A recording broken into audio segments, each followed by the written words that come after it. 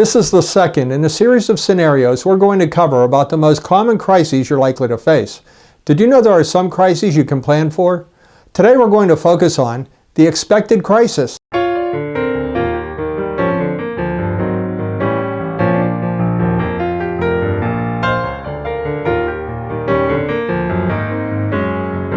When most people think about crisis management, they think about emergency situations, like if there's an accident at an industrial site or a plant, or if there's a product recall involving a popular medicine or drug. Those can be very serious crises, but they're not the only types of crises you're likely to face. In fact, many of the crises you could face can give you time to plan. So today we're going to focus on the expected crisis. Here are just a few of the types of crises you should have time to plan for. Bankruptcy filings, downsizings or restructurings, mergers or acquisitions, or labor disputes that could come after a labor contract expires with a union. Those are just a few scenarios of the expected crisis, but the one thing they all have in common is that they center on a major event that you know is coming that could or will change the way the organization moves forward in the future. The other thing they have in common is that each situation requires a coordinated, strategic communications effort. Today we're going to focus on a bankruptcy situation. We're going to use that model as our structure, but it's pretty consistent across all expected crises.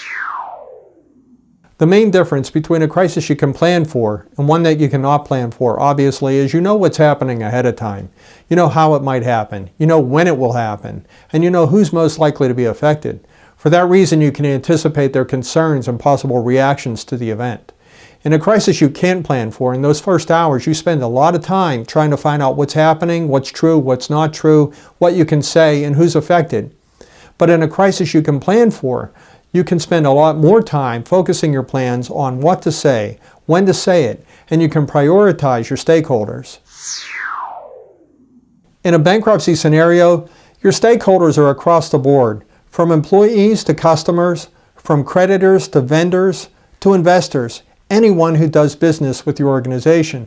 You want to identify their key concerns, their self-interest. Employees may worry about job security and their future with the organization. Creditors may worry if they're going to get paid. And investors may worry about the survival of the company. In all of your communications, you want to make sure that you're as honest, transparent, and candid as possible. As you craft your key messages, it's not about what you want to say or don't want to say. It's about what you have to say and what your key stakeholders have to know. It's about maintaining trust throughout the entire process. One of my favorite tools is the message map. That's where we prioritize our key stakeholder groups. Then alongside them, we identify specific concerns by stakeholder group. Then alongside that, we create key messages that preemptively address those concerns. A solid timetable is important to any communications program, but if you're working on a crisis that you can plan for, your timetable could be your most valuable tool. You want to make sure that in your timetable you designate responsibilities. Who's going to speak, when they're going to speak, how they're going to speak. You want to cover every last detail, right down to the minute. In a crisis that you can plan for, like a bankruptcy filing, you have time to consider all the communications tactics at your disposal, and you may use most of them. Let's cover a few of them here. We'll start with our key messaging because that's the source material for all of your other content.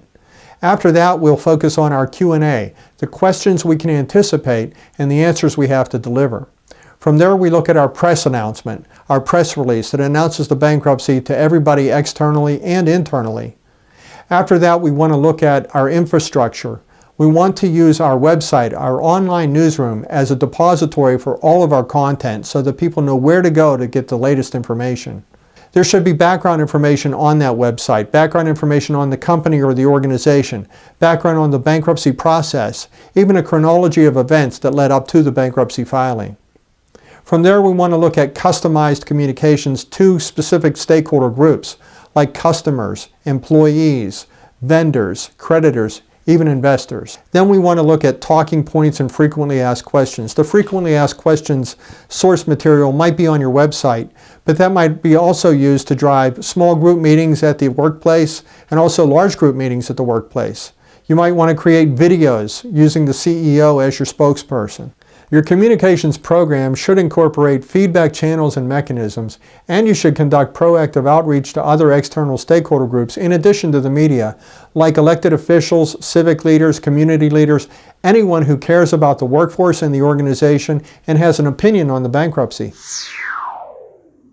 Once you make your bankruptcy announcement, you want to have systems already in place monitoring the media, social media, the internet, the community, so that you can identify concerns, questions, even misinformation, and respond as quickly as possible. In a crisis, time can be your enemy or your friend. If you're lucky enough to have time to prepare, you can minimize damage, and you can make the best of a difficult situation. If you liked this episode, be sure to click like below.